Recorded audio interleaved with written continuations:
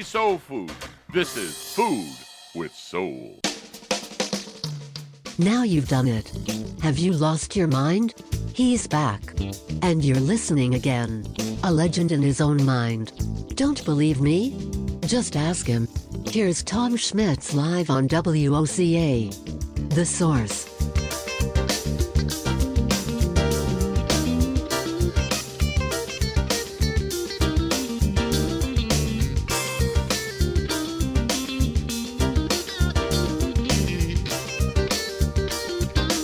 Welcome back to Ocala Talks. On a Thursday, right now we usually talk to Lori at Bob Wine's Community Gardens, but they're very busy over there. I've been trying to call them. The phone's been busy.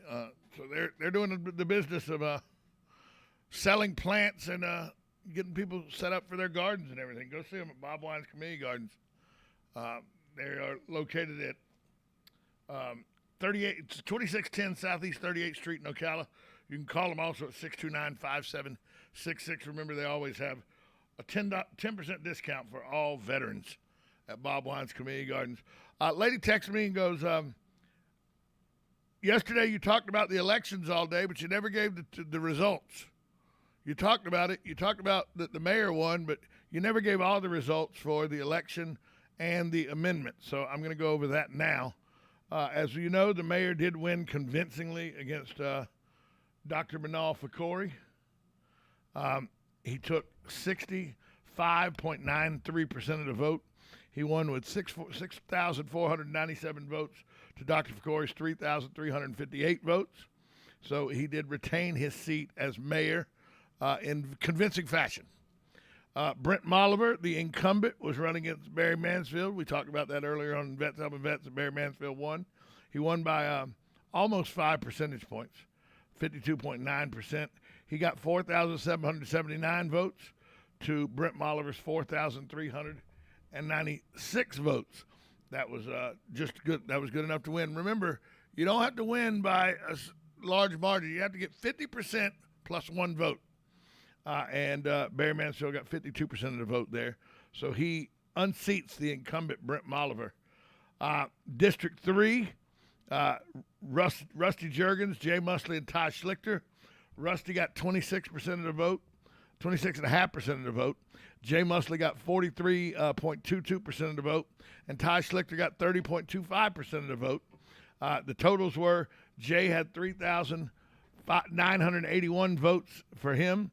Ty Schlichter had 2,788 votes for him, and Rusty Juergens had 2,443 votes for him. So Jay actually won by about 1,200 votes, but because he only got 43%, that is now a runoff between Jay Musley and Ty Schlichter, the top two finishers in that district, District 3.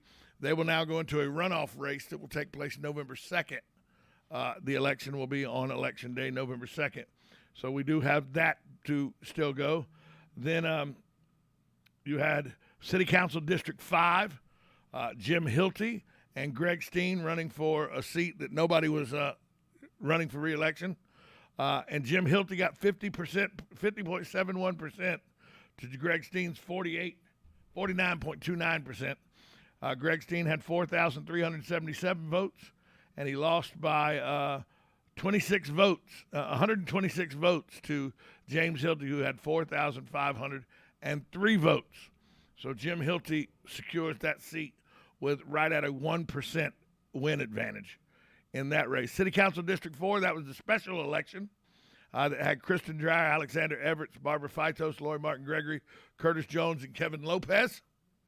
Kevin Lopez received 574 votes. Curtis Jones received 736 votes.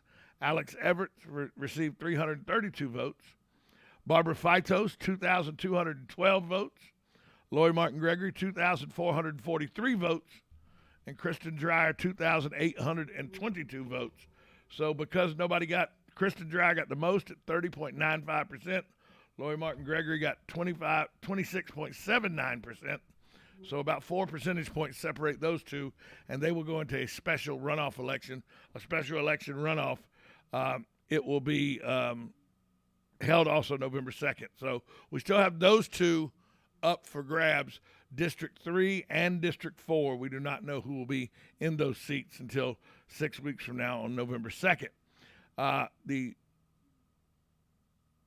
scheduling for special elections and runoff elections, this was one of the amendments to the changes to the charter. It was approved resoundingly with 6,313 votes to the yes, 2,547 votes to the no, for a total of, that means 71.25% of the people voted yes on scheduling of special elections and runoff elections to be scheduled at the earliest possible time. Beginning and ending of terms for city council members and mayor, that amendment to that change to the charter was also approved overwhelmingly at 79.6%, 7,041 votes to the affirmative, so that passed. And revising the masculine pronouns to include the female equivalent, that also was approved by a 15% margin, 57.86%, or 5,326 votes, as opposed to 3,880 votes to the negative. So all three changes to the city charter were approved by this election. The mayoral candidate is done. Kent Gwynn will win the mayor's seat. Brent Molliver is unseated in District 1 by Barry Mansfield. District 5 saw Jim Hilty return to the council after a 4-year hiatus, beating Greg Steen. And we still have two runoffs between Jay Musley and Ty Schlichter in District 3, and Kristen Dreyer and Lauren Martin Gregory in District 4. So those runoff elections will be held in the first Tuesday of November. Thank you for your email. I'm sorry I didn't go over the incomplete total results yesterday, but that's why we can do it today. So there are the entirety of the voting totals for the election that was held Tuesday night. We're going to take a break.